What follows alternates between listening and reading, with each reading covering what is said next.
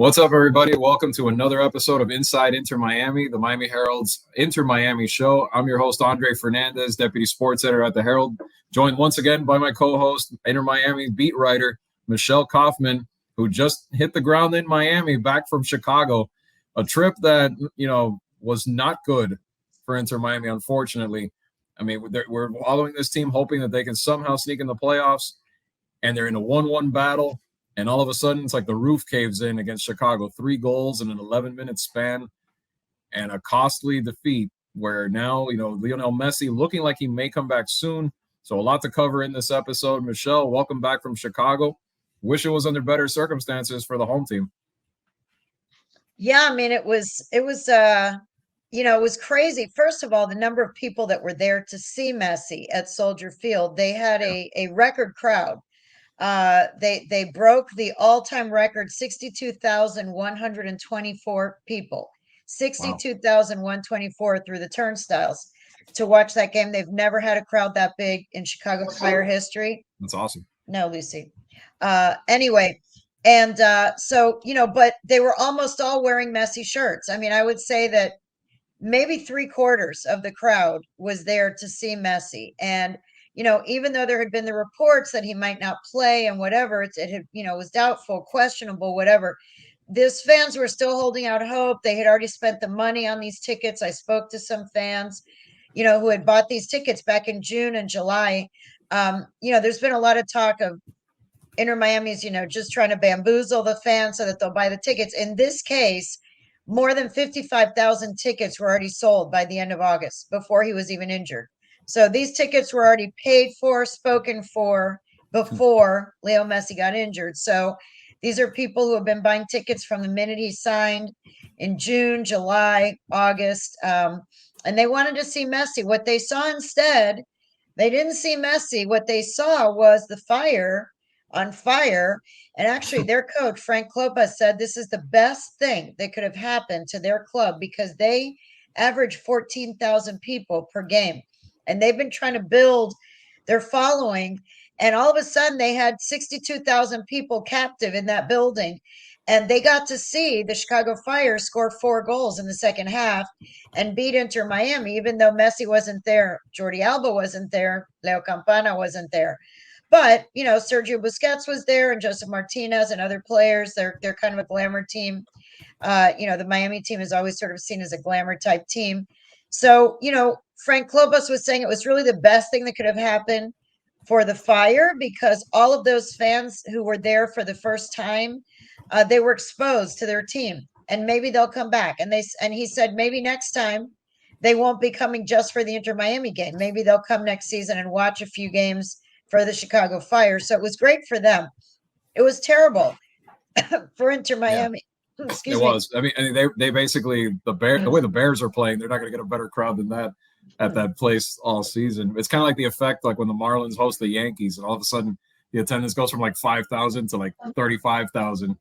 So good one for the Fire and a crucial win for the Fire, who now are in that 8th spot, solidifies them. But yeah, you were about to say, Michelle, this with precious few games left, 3 to go, a very costly loss. What happened? Very costly. They really fell apart. I mean, they were tied 0-0 at halftime. You're saying, okay, they're in there, they're tied 0-0. Then Chicago Fire scores pretty early in the second half, but then Joseph Martinez scores right away on a PK. So it's 1-1. They're even, they're level, it's 1-1. But then the wheels came off. I mean, one of the things that Tata said afterward is that he had been using 5 in the back pretty much. He decided to go 4, and he kind of admitted that maybe that was not the best system to use because they got caught in transition a lot. They seem to be a team that's exhausted from all of the games that they've played, with going to the final and winning the Leagues Cup and then going to the final of the US Open Cup. And then all of these games, and with the injuries that they've had, a lot of guys have had to play a lot of minutes, and they look exhausted. They look a little bit gassed. And so when it gets into a transition game, the other team seems to have more speed than they do going up the field, and they're chasing. And that was, they got caught. And then the other thing that happened was that they had two excellent opportunities, and Tata mentioned this too. They had two opportunities to make it 2-1. When it was tied 1-1, um, Facundo Farias had an outstanding, clear chance to score, and he went wide. He just did not make a good shot. That would have put it up 2-1. It would have changed the momentum of the game. And then Ben Hakramaski, who did save a goal earlier with a great defensive play, but in this case, when he had a chance to put them up 2-1, he also failed to convert the goal. So they had two opportunities to take the lead. They didn't get either one. And then all of a sudden, the Chicago Fire, one of their subs, Haile Selassie, scores twice in 3 minutes. In a 3-minute span, he came in off the bench and scored 2 goals in 3 minutes. So the next thing you know, it's 3-1. And then all of a sudden it became 4-1. I mean, it was just everything fell apart. The defense was just weak, big open spaces. They were chasing.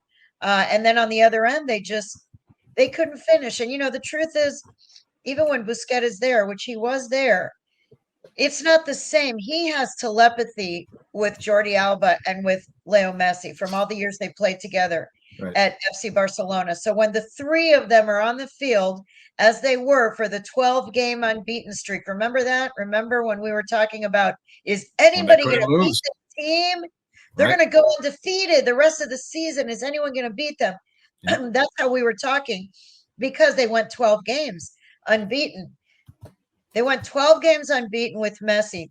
Since his injury, they have 1 win, 3 losses, and 2 ties. So they're a very different team with him injured. And then with Jordi Alba also missing the last 3 games, he is a key player also. So, you had, when the 3 of them were healthy, you have a world-class left back, a world-class center field, midfielder in the middle of the field. And then you've got a world-class Leo Messi, best of all time, GOAT, all that.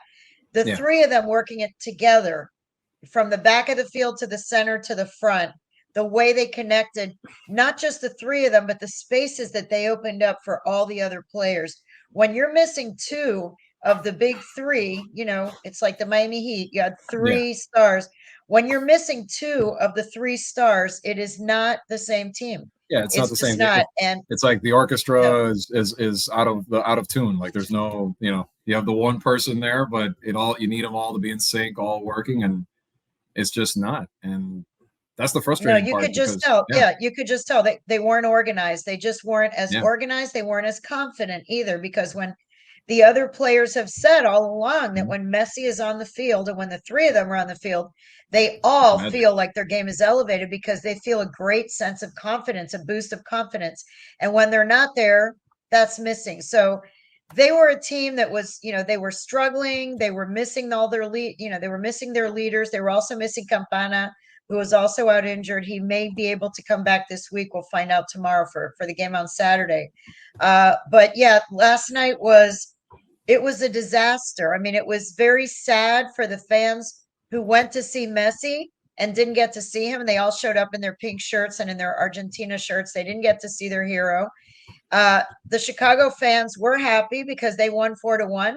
The Chicago management and coaches were thrilled because they got to expose 62,000 people to a team that normally draws 14,000. And they got to move up in the standings for the playoffs to 8th place. So, for them, it was a great game. For Inter Miami, it was really a disaster. And, and now going forward, what I'm hearing and what I'm writing today is that it looks like Messi will play on Saturday, unless he has a setback. I am hearing, and all of the signs are pointing to a Saturday return, and then he would go off to the Argentine national team. He was called up to the Argentina national team today. He's on the list, as is Farias. They are both on the list. So both of them would leave probably Sunday to go to the national team of Argentina, which has games against Paraguay and against Peru. And the Peru game is the 17th, and Inter Miami's next game against Charlotte at home after Saturday would be on the 18th. So I don't think that Leo Messi and Farias would be able to play in Peru on the 17th and fly back and play Yeah. on the 18th. I think they would have to miss that game. So Yeah. I think a lot of things are probably going to depend on what happens on Saturday. Are they still mathematically alive? Are they eliminated? We're going to find out a lot on Saturday, but I do think the signs are pointing to Messi finally making a return. Not Well, Jordi Alba yet, but right. Messi, yes. Well, that's good news on both fronts, for the fans and for obviously for the team. But this fatigue thing concerns me, Michelle. I mean, even if they do get Messi back, I mean, well, for starters, is Messi going to be typical Messi, coming off this injury, not playing for a while? And then, I mean, yeah, they've been playing all these matches, intense, brutal, championship level. I mean, the playoffs, basically a playoff setting every single match for so long. Has this team run out of gas? I mean, with or without him, that's the big question. And then Cincinnati is one of the best teams in MLS. And then it's unfortunate because let's say he comes back and he's his usual magical self and they pull off a win, but then he's out the door with the other guys. And now they've shown they can't really win without him. And then they're going to have to even have a prayer of getting in the playoffs against Charlotte at the end. Yeah, Cincinnati is a really tough one to get right now. I mean, the only saving grace for them maybe is that they clinched the supporter shield already as the team with the best record in MLS for the season. Right. Cincinnati has the best record of all the teams in MLS. And Miami, if you'll recall, this is a rematch of the US Open Cup semifinal, which was a very exciting game. It went down to PK shootout and Miami won, but it was super close. It was in Cincinnati. The Cincinnati fans were insane, and they ended up losing in a very close game. So they will be motivated to avenge that loss. That was a painful loss for them in the US Open Cup semifinal. On the other hand, not only have they already clinched the playoffs, they're in first place in the East. They also have already clinched Supporter Shield as the best record in the league. Will they rest some of their players? That's a question. Will Cincinnati bring all of their top players to start, or will they rest some guys now that they already know that they've clinched and they're already, Supporter Shield winners and everything? We don't know what kind of Cincinnati team will be. How motivated will they be? They will be motivated, I think, especially if Messi's playing. They will want to beat them after having lost to them in the US Open Cup semifinal.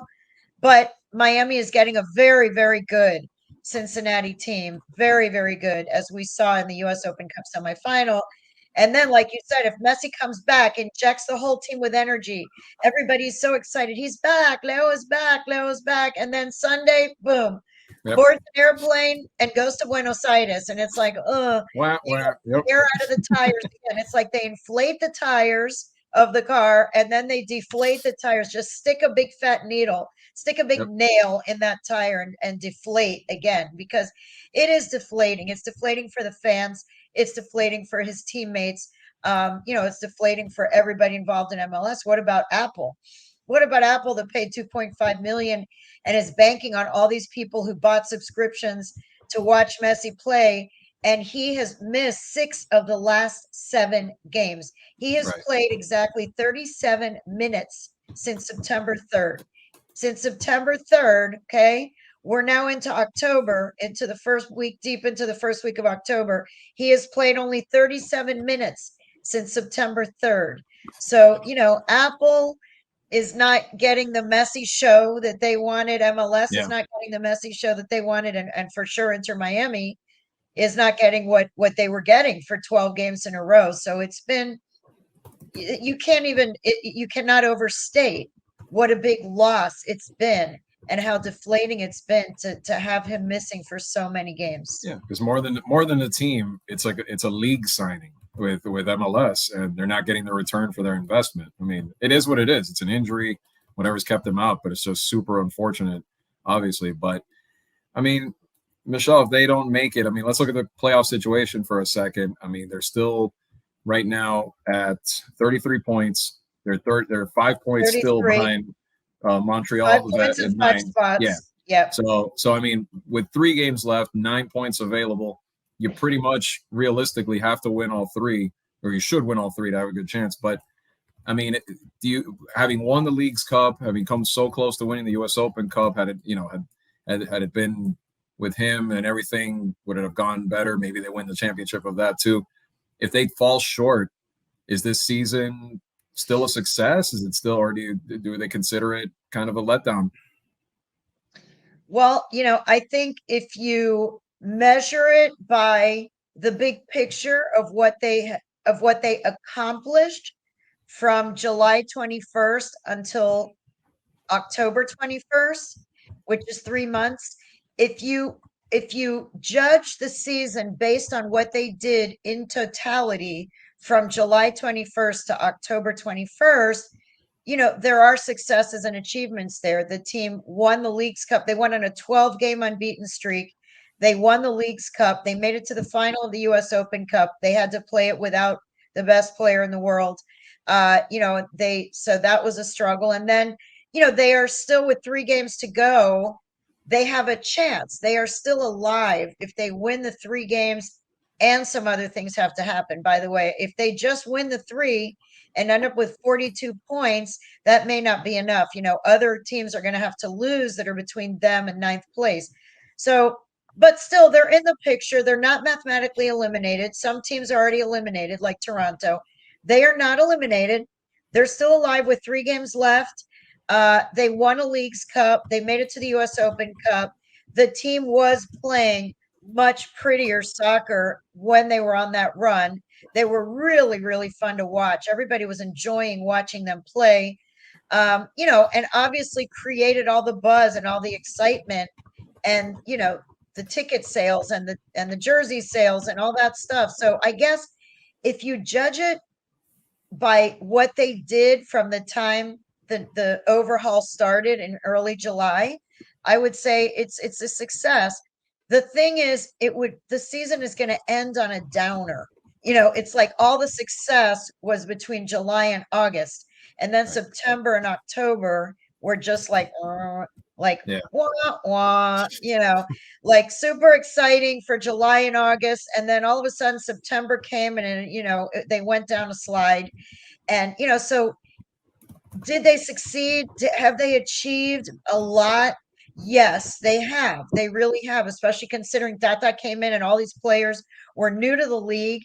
And we're not just talking about the big three, we're talking about the young 22, the under 22s, Farias, Aviles, and Gomez. Those 3 players were brand new to the league. They were thrown to the fire right away.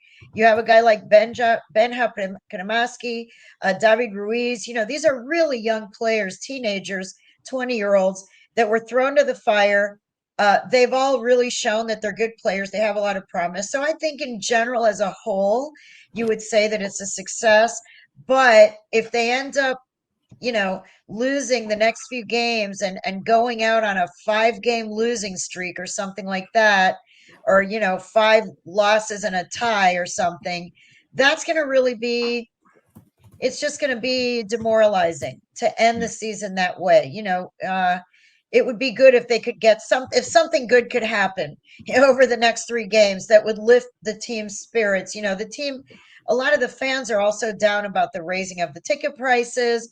Some of them are down because of the whole uncertainty about, why have they waited to say what is Messi's injury exactly? And they kept saying day to day to day to day, but he's been out for weeks now. So there's been a lot of frustration, I guess I would say, from certain segment of the fan base that feel frustrated that they don't know how injured Messi was and when he was going to come back, and B, that they, felt that the 100% increase plus for the ticket prices was also very steep. So, if the team also ends on a big slide at the end of the season, that will not be great for the morale of the Yeah. fans or the team, really. But if they can come out and do win a couple of games at the end here out of the 3, or win all 3, or win 2 out of the 3, I think you would say overall that people would have to objectively say that the season has been a success. Let's play a couple hypotheticals then. Let's say that does happen. They miss the playoffs, and like you said, right now it's, oh my God, now I got to pay $400 to go see them next year and all that stuff. how does Jorge Mas and 800. those guys for Wait, 800, 800. 800? Sorry, maybe I'm Oh, for thinking the cheap season seats. tickets. Yeah, The the cheap seats. cheapest, the cheapest, the cheapest season ticket Yeah, this year was it, in the end zone seats in the north stands and south right. stands. Those were like $444, Yeah, which was $28 per ticket for a season ticket in the end zones. They doubled it, so now it's 888, which is, it's 52 per right. ticket, and they felt, and it's on par with NFL and NBA. It's actually much cheaper. It's on par. $52 is a reasonable price for an American professional league, NFL and NBA. On the other hand, some people argue, well, those are the two best leagues of those sports, and MLS is not the top league in the world in its sport. But if you look at the US, professional sports, it is on par. But yeah, I just think that you know, I think that it'll be a downer for the fans if they don't go ahead and win a couple of games at the end here.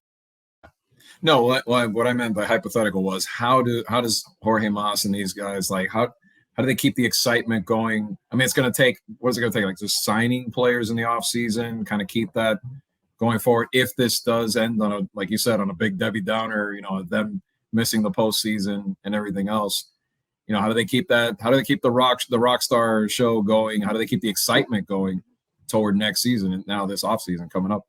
Yeah, I think that the narrative will be 2024. This is our real, that was just like that was an introduction to the new Inter Miami, to the new era, quote unquote, the Messi era, the messianic era, like I call it, messianic era. I think that they will try to present it. The narrative will be that, all of these changes were made in July when 2/3 of the season was already over. They really only had 1/3 of the season to right the ship. And they did right, the ship does seem to be, the compass is pointed in the right direction. They have Leo Messi. They didn't have a preseason. They will now. They're gonna really push this narrative, I'm sure, of starting in January.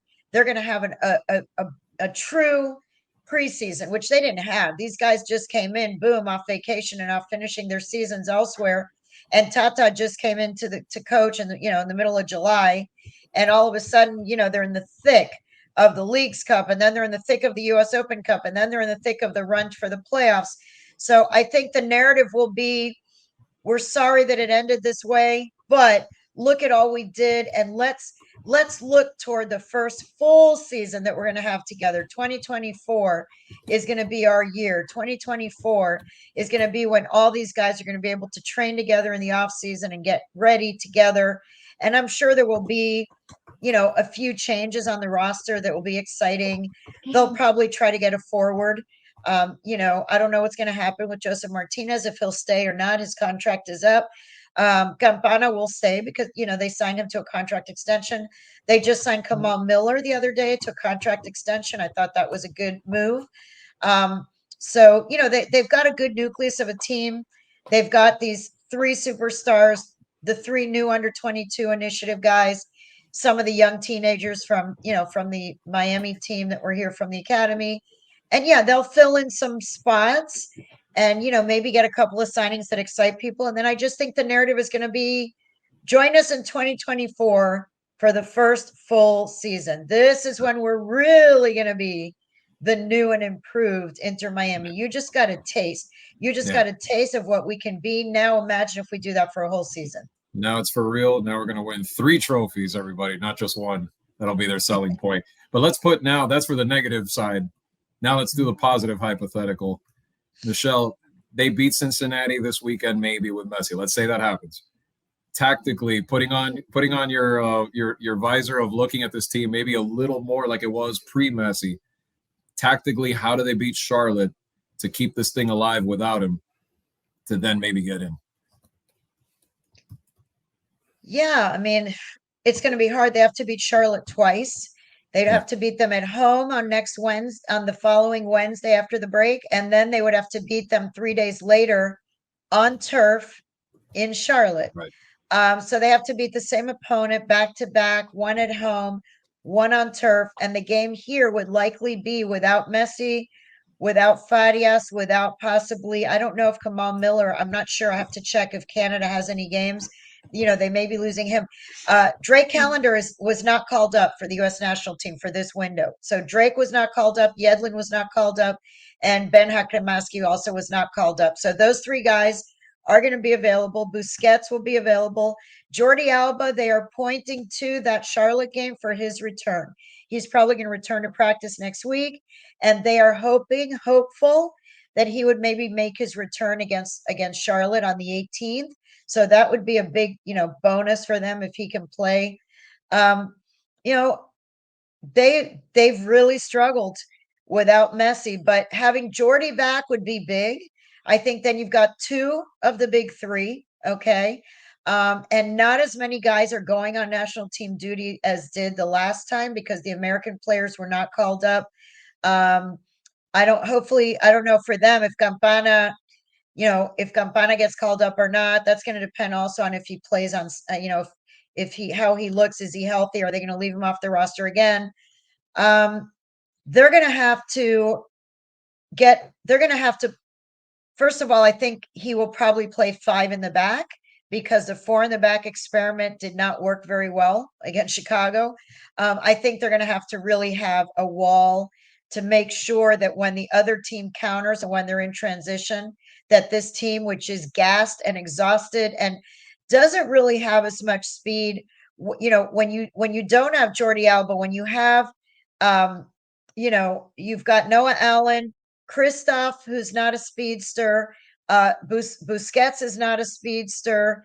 Kamal Miller, not necessarily a speedster either. He's a terrific player, but not a speed guy. Yedlin is a speed guy, but he's looked a little bit tired. He's been chasing a little bit, which is not like him because he's one of the fastest guys on the team.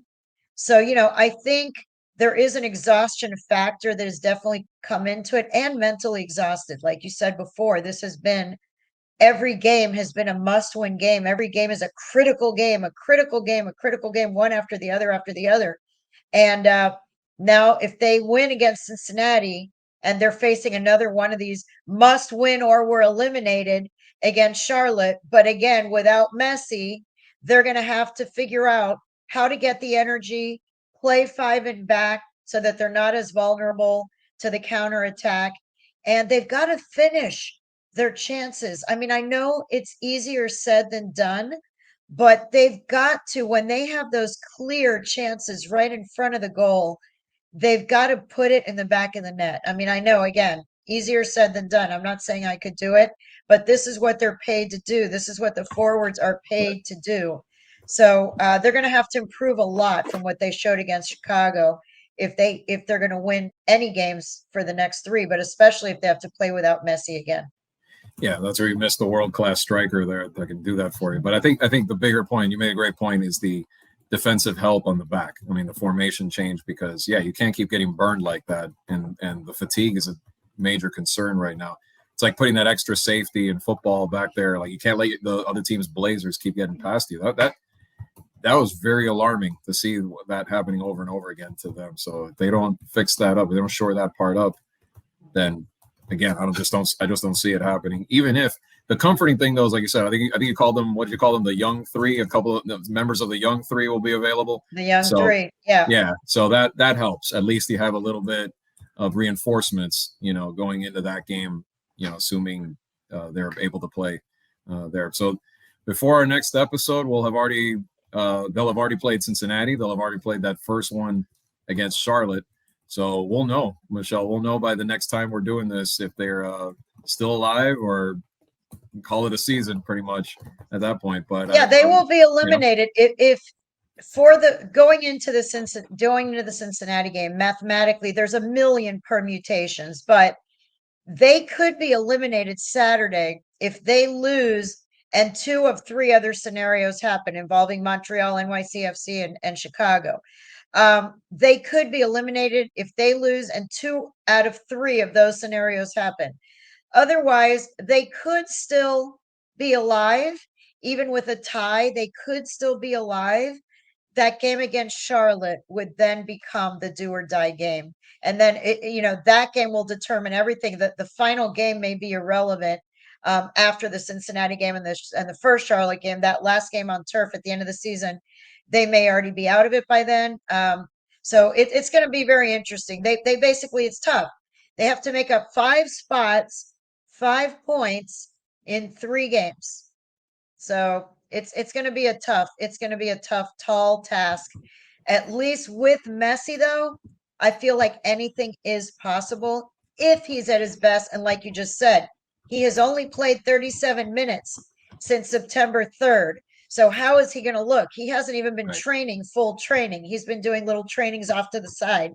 So is he going to come in and be able to just waltz right in and be the Messi that he was in July and August? Or is he going to be a little bit tentative because he wants to play in Argentina? So is he going to really go all out in this Cincinnati game, or is he going to preserve and be a little bit, is he going to reserve some energy and some, because he wants to go play in Argentina? So, there's a lot riding on this. There's a lot on his mind. We don't get to talk to him, so I can't ask him what are his priorities. How does he feel? Does he feel 100%? Does he feel 80%? Does he feel 70%? We have no idea how he feels going into this game, if he plays at all. I think he is going to play, but again, how many minutes is he going to play? How does he feel when he plays? Does he pull up? Does he start playing and make a sprint? What if he makes a sprint and then all of a sudden pulls up and that's it and comes out of the game? And there's just a lot of unknowns. Hamstrings are like that. I mean, we know that they take a while to heal and they could easily be re-aggravated. So that's definitely a concern. That's off topic. That's the frustrating part. Like, you cover any other celebrity, any other superstar, and you have so much more access. Even if they're coy and they hide their status, but you can at least ask them every couple days, let's say. But like you said, he's only spoken the one time, right? That's it. One time on August 17th. Mark your calendar. August 17th. He got here the first week of July. We are now in the first week of October. 3 months. He has spoken one time to the media on August 17th. So we have not had a chance to ask him how he feels. We have not had a chance to ask him actually what is the injury, because Tata keeps saying that it is an old scar injury, like a scar tissue injury that got aggravated. And the most specific that he got when I pressed him about what is the injury actually, and I said to him, Tata, hay dos campos. There are 2 camps. There's the hamstring camp, because someone put out on Twitter the other day who said that they had a source that it was a 2-centimeter tear of the hamstring. And then other people said, no, Tata has been saying that it's a scar injury, cicatriz. He keeps using the word cicatriz, but cicatriz is a scar. Exactly. It's hard to believe he just has like a scar on top of its skin that's hurting him. And, I think it's some kind of scar tissue thing. And what Tata said the other day is that with this scar injury, this is what he said in his words, with the scar type injury, it could open up if he's not careful. That's how he worded it, that it could open up and become serious. And that's why they are being so cautious. And basically, when he says it's day to day, it's because they're leaving it up to him as to how does he feel? How do you feel after each workout? Do you feel that you can run? Do you feel that you can go? And that's why they keep saying that it's day to day, because it depends on how he feels. So again, all the fans want to know, all the people that are buying tickets or have bought tickets and want to resell the tickets, if he's not going to be there, they all want to know. And they're emailing me and writing on Twitter and asking me. And honestly, all we can do is talk to as many people as I can. I'm telling you that I do think he's going to play on Saturday based on the people that I've spoken to, but all it would take was tomorrow he's at training and he pulls up and feels a little uncomfortable and maybe he wouldn't play on Saturday. And then it looks like, they were lying. So that's what Tata was saying is his dilemma. He doesn't want to be called a liar. So let's hope. Yeah. Let's hope Dr. Martino isn't confusing a scar with some kind of ligament tear or anything like that. And, you know what I mean? Because big difference. Exactly. Maybe he's calling it that, but it means something else. But, Michelle, the earlier question we asked about would this season be a failure? I mean, I don't know. Me personally, you're out there all the time. You've been through playoff intensity this entire season, which was unheard of for this team before that. So how can this season, to a big degree, not be a success? The fact that we're having this conversation right now, and a team is on the cusp of the playoffs, and a player like Messi showed up. right? I mean, I think that would have to be just quantify that right there. I think I was just thinking of that question earlier of how could this not be at least of some degree of success? You having seen this team from day one. Right. It's a success because right away, what all you have to say is the profile of this team, how it has risen this season, how many people care whether this is winning, whether they're playing, whether they're on Apple TV or not on any given night. Not that many people cared before Leo Messi and all his little buddies showed up and Tata showed up. So yeah, just setting aside everything else, setting aside Leagues Cup, US Open Cup, the fact that they're in the cups of the playoffs, the fact that people are walking around in pink shirts, the fact that everyone knows what Inter Miami is now, that everyone knows when they see that pink jersey, oh, that's Messi's jersey, that's Inter Miami. Everybody knows what that is now. 1 year ago, I had, an exterminator come to the house and he had no idea what Inter Miami was, and he claimed to be a soccer fan, from another country. So, the status and the profile of this team have elevated immensely with the addition of Messi and Busquets and Alba and Tata. And so right there, it's been a success. And then on the field, I still think it's been a success. Even if they don't make the playoffs, they're in the playoff conversation with 3 games to go. They won the Leagues Cup, they went 12 games unbeaten, and they were in the final of the US Open Cup. So how can you not call it a success? I'm sorry, I'm picturing the exterminator saying, "De quién es la camisa rosada? Who's that pink jersey of?" Gang? I've never seen Gang? that. Right. Well, they're household names now, not just in stateside, but all over Europe, all over countries around the world that keep their fans keep emailing you about the rules and every little detail and things like that. So yeah, exactly. What a boom for this team. And we'll be back. Michelle and I will be back next week to see if the dream is still alive after these next 2 matches, or are we already looking at 2024? But once again, I want to throw one last thing. Can I just throw one last thing in right before we get really quick? I know we're running out of time. One thing that Tata said that I put on Twitter, and there's been a lot of debate and discussion about it, so I just want to throw it out there. He said that he finds it last night. He said that he finds it very strange that he has to keep telling the opposing team's fans and media why Messi isn't there. He said only because it's Messi and we're in the United States is this happening. He said if this were anywhere else in the world, the opposing team would be thrilled that the greatest player in the world is not going to be playing against them because it's a chance. It's going to give them a better chance to win. Right. And the difference is, in a way, he wasn't not necessarily meaning to criticize the league, but to make a point, which I believe is actually a valid point. Those fans in all of these cities that are clamoring and paying huge dollars to see Messi, they are not fans of their local MLS team. And that's where MLS needs to elevate itself, because those are Messi fans in Chicago, in New York, in Atlanta, in Orlando. Those are not fans of Orlando City. They're not fans of Chicago Fire. They're not fans of New York Red Bulls. Those are fans of Messi who happen to live in or near those cities.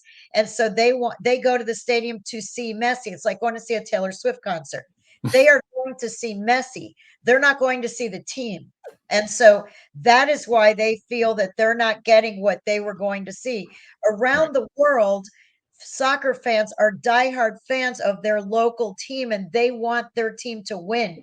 They are following the standings. They don't want Messi in there to beat their team. They'd rather not Messi and have their team win. In this country, a lot of people in this country would rather see Messi out there and see Miami win, and actually see Messi score 2 goals against their home team, which shows that the league still needs to build a fan base among the local fans in their community. And that is where Frank Klopas, the coach of Chicago, said he views this game last night, this 4-1 victory, as a chance to maybe win over some of those Messi fans, to maybe become Fire fans and go buy a red shirt next time, and don't show up in a pink shirt next year when they play Inter Miami. Show up in a red shirt. That is where MLS needs to evolve to in the future. Right. And that's where, and we could spend the whole episode talking about that. Maybe we should down the road spend an episode talking about that, but that's where Inter Miami has the exact same problem. And you hope that they can have something sustainable where people will care about Inter Miami beyond just Messi. But you're right. It's a systematic problem up and down MLS that will take some time to get there, if they can get there. Hopefully, I know we talked to Alexi Lalas about it the other day, and it's an interesting topic to follow for sure. But we'll be back, like we said. Michelle and I will be back to recap those 2 games next week and see if they still have a shot at getting in, or is it over? Are we looking at next season? Remember, we thank everybody for watching. Remember, you can catch us at miamiherald.com as well as YouTube, and you can listen to us on Spotify, iTunes, any of your favorite podcatchers as well. So for Michelle Kaufman, I'm Andre Fernandez. Thanks for joining us as always on Inside Inter Miami.